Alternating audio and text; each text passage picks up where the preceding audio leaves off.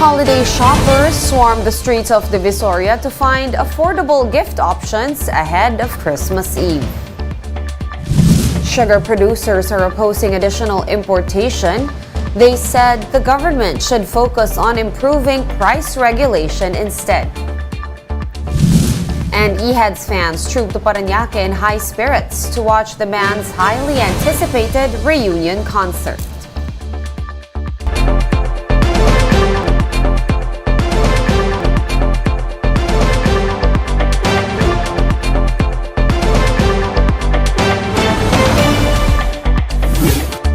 Fast, focused, and fearless. Here's a roundup of stories we're watching now. I'm Sean Yap. Several groups are opposing the government's plan to import additional supplies of sugar. Let's discuss this some more with Sugar Regulatory Administration Board member Pablo Azcona. Sir Pablo, good evening and thank you for joining us. First off, sugar producers are blaming high prices on the implementation of the SRP, saying this is lax. What do you have to say, sir? Do you agree with this? Yes, good evening po, ma'am. Yeah, we've noticed since the beginning of milling, no, actually, which we began milling in August. So the farm gate prices for us farmers have continually been going down. So right now we're at the level of slightly less than 60 pesos. So it's ranging from 55 pesos per kilo to 60 pesos at the farm gate. So yeah, the problem is the farm gate prices went down, but the retail prices have not. So our retailers are actually not conforming to the SRP set towards them, yes. All right, so what then is really like, I think you've mentioned maybe two main problems. So can you walk us through the implementation of the SRP for sugar and how also, or would the high or the low farm gate prices also be discouraging to producers? Yeah, well, the main problem is actually the producers need a certain floor price, as you may say, for the farm gate price in order for the producers to make enough money and continue farming. So that's one problem. The second problem is the retail prices for the consumer have been on the high side, so past SRP. And this is, the more we force the retail price down, what happens is the businessmen just push the farm gate prices down some more, but then the retail remains the same. If you look at it from sometime like July, August, where the retail prices were really high, up to now, the decrease in retail prices is a bit minimal, but the decrease in farm gate prices has been huge. All right, so is there some sort of sanction or penalty for those retailers that are discovered to be disregarding the SRP for sugar? Or is there a solution for this, in your opinion, sir? Yeah, so far as I know, nobody has been prosecuted or penalized for not following SRP. Because as the term implies, it's just a suggested retail. And I think the retailers have a 10% up or down, which is allowed, and that's fine. But I think we need to give the DTI or the DA or whatever agency that enforces SRP a bit more teeth so they can penalize people who actually do not follow it and who abuse the consumers. Because the sad thing is when they abuse the consumers, government steps in, government will either import or do some drastic move to lower the retail price. But doing so actually hurts the farmers a lot more because the retail price actually does not move. Right, so but because the retail prices remain high, so obviously consumers are hurting. And like you said, Yes. if they do lower the SRP or the retail price, then they would lower also even more the farm gate price. So it seems to be like there is no solution, or that there is no way to bump up the farm gate price. So that could be one of the problems? Yeah, I think I think the farm gate price at the moment is fine. Farmers are happy at this price. Um, what what what the consumers or the public fails to realize is that the cost to produce is about 50 pesos per kilo for brown sugar. At the moment, we are selling our brown sugar at 55 to 60 pesos. So let's just say 60 pesos, so it's easier to count. So a normal farmer, 90% of the farmers in the Philippines are 1 to 2 hectares in size. So you make about 28 to 30,000 per hectare. So if you can imagine, you're a family of 4 or 5, you have 1 or 2 hectares, you make 30,000 per hectare. So that's only 30,000 to 60,000 a year for a farmer. But then that 60 peso farm gate price gets processed to be white, it gets shipped to Manila. The buyers from the farm gate make money, the traders make money. So a fair price would be somewhere in the 90 peso range. But if you look at the markets, the prices are well away from the 90 peso SRP. Right. So, having said all of that, sir, it is a multi-pronged problem. Is the Sugar Regulatory Administration open to recommending a pause on importation or maybe revising import targets to focus on, domestic producers instead? Yeah, no, as the farmers representative, well, that's my role to help and try to keep the farmers farming because for me, importation is very temporary. We can import at a cheaper price only because we are only importing X% of what we need.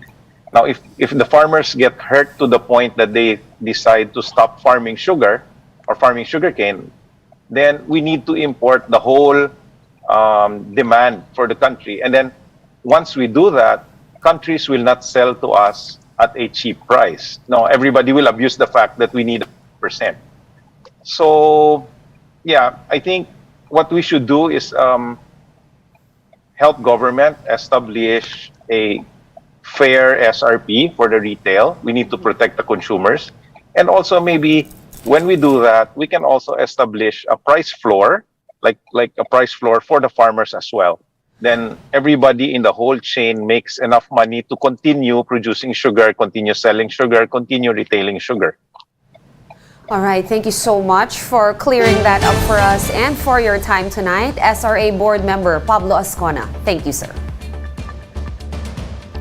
In other news, the Malampaya gas field will be going through a 2-week maintenance shutdown next year. Energy Secretary Rafael Lotilla said maintenance works are scheduled between February 4 to 18. Because of this, power plants will need to secure alternative sources of fuel. The Malampaya field off the coast of Palawan supplies around 40% of Luzon's power requirement.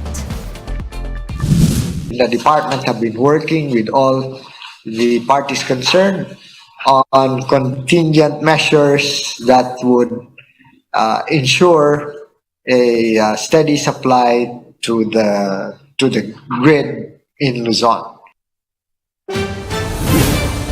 One News Now will be back with more stories after this quick break.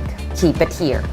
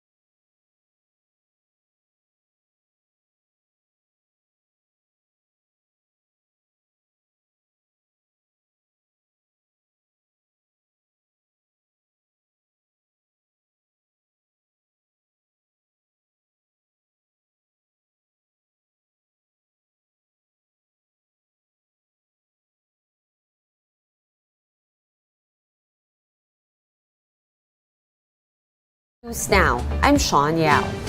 Last-minute shoppers are flocking to Divisoria ahead of Christmas Eve. We have Mon Gualvez joining us from on the ground for an update. Mon, how's Divisoria on December 23?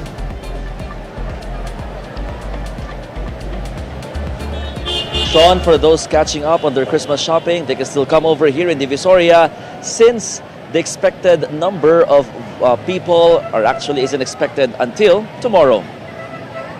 Despite the volume of shoppers today, sellers still consider this as a normal day in Divisoria. They are expecting the real influx of last-minute shoppers tomorrow. Since it is a weekend, vendors hope to be able to catch up on profits after 2 years of meager sales due to the pandemic. From time to time, policemen inspect the area and remind vendors not to block the streets. They're also randomly conducting oplansita. A police assistance desk is also put up in almost every corner to maintain police visibility in the area. According to the One Luna Police Substation, only one pickpocketing incident has been recorded so far this month. But authorities are not discounting the possibility that there are unreported incidents, especially inside malls. With the volume of people expected to thicken, authorities remind those going to Divisoria to avoid bringing their kids and to stay alert on their belongings.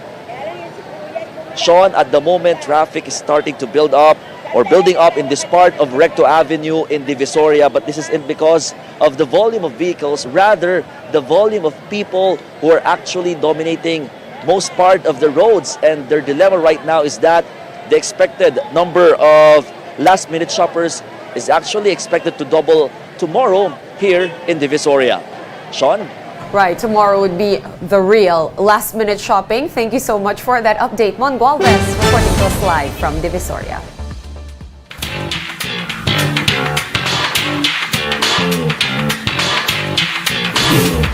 And tens of thousands of fans attended the much-anticipated reunion of OPM legends Eraserheads in Parañaque.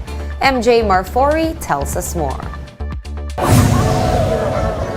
Around 70,000 fans of iconic rock band Eraserheads flocked to the SMDC Festival grounds to witness the group's reunion concert dubbed Huling El Bimbo. The crowd was wild right from the first song, the 1995 hit Super Proxy, from the Heads' third album, Cutter Pillow.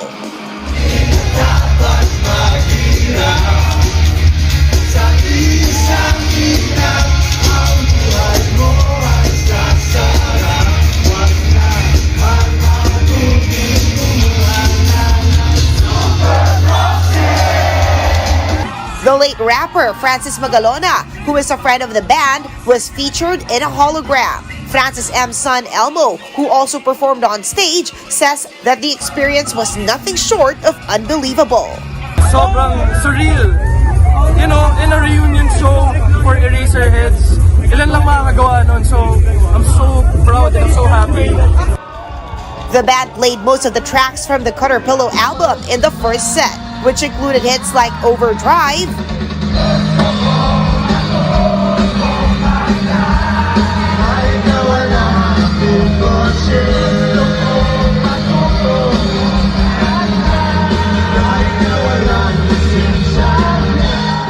and Torpedo.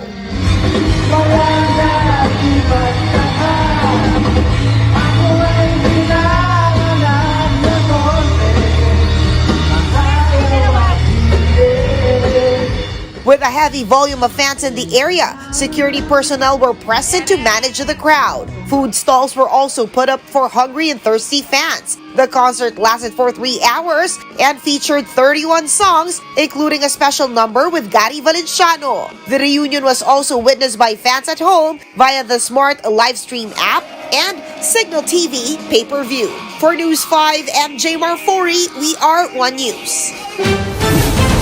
For more updates, visit News 5, The Philippine Star, and Business World online. Visit our website, onenews.ph, for more in-depth analysis. You can also catch One News on Signal Play. Register for a free account at www.signalplay.com and stream One News Live anytime, anywhere. I am Sean Yao. We are One News.